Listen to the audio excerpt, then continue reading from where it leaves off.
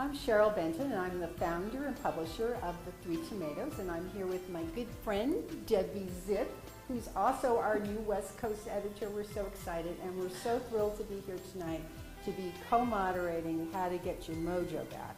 And we're going to have a great conversation tonight about our health and our well-being, and we're going to be talking about the N-word, but we're going to go way beyond just hot flashes. We're going to be talking about our heart health, breast health, our sex drive, or a lack thereof of it, and we're going to be asking a lot of embarrassing questions of our experts that you may not want to be asking, but actually Debbie's going to ask them for us. Well, it's very important to ask these questions. One is going through this depression, whether you've had it before or it's new to you because you are suffering from menopause. What is it that is happening to the brain in terms of loss of hormones specifically? You see, estrogen enhances the amount of serotonin you have in the brain. But it made me feel bad, and nobody, no doctor, nobody ever mentioned it to me, and my girlfriends never talked about it. So I'm just saying we need to talk about it tonight. What are your recommendations? How would you treat this? What's going on with us? First, I want to applaud you for publicly stating that you had vaginal dryness. Yay! Why am I applauding you? Because, first of all, over 75% of all women have vaginal dryness, some degree or another. So almost all of us. And the vast majority of us, based on all the studies, do not want to talk about it for all the reasons you just said. To embarrass, you think you're all alone, it's only you. I mean, you're the only woman who's like going through menopause, or even a little before the after, I don't know when this was happening, that this is happening too. Not true!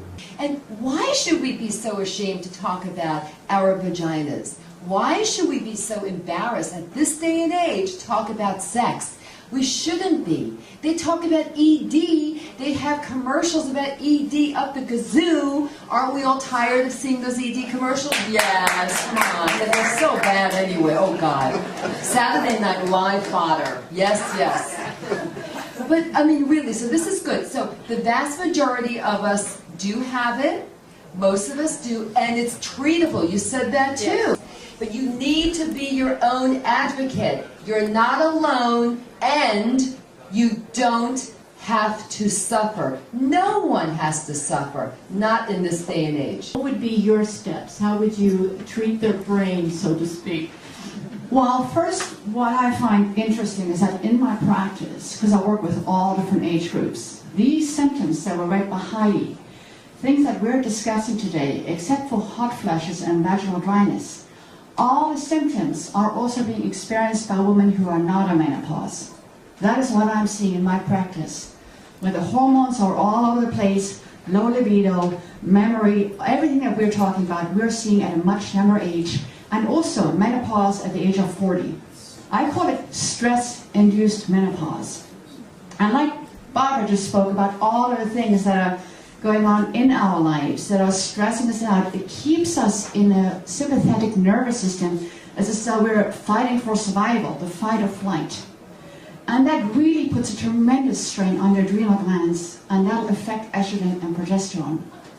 It'll also affect the bones, and I wanted to harp in on that one because yes, eating calcium-rich foods is very important. Especially kale. Especially kale. Kale, okay, kale rules here tonight, but the thing is, what is the point of eating those healthy foods if you don't digest them?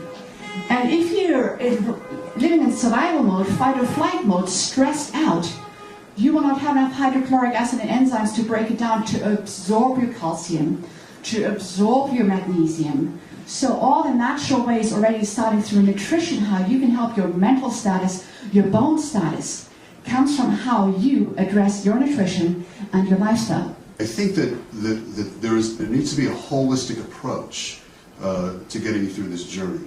I think that the diet, the exercise, the exercise is extremely important. In fact, that's the best way to prevent osteoporosis.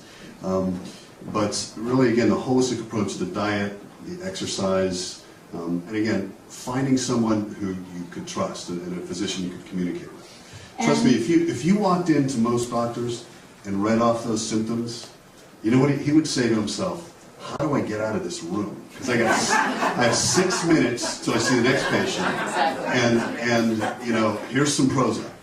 That's what happens. Or they'll give you 17 drugs. Or Or 17 drugs. So- And what I think everybody is also saying, and I just want to make the point real quick, is that everybody is different, that they have to take the individual into concern when they are meeting with you, and you need to make sure the doctor is talking to you as an individual, not just every woman that's suffering from menopause, and look at all aspects of your health at the same time. This has been amazing. What a fantastic panel you all are. Please applause. Please applause.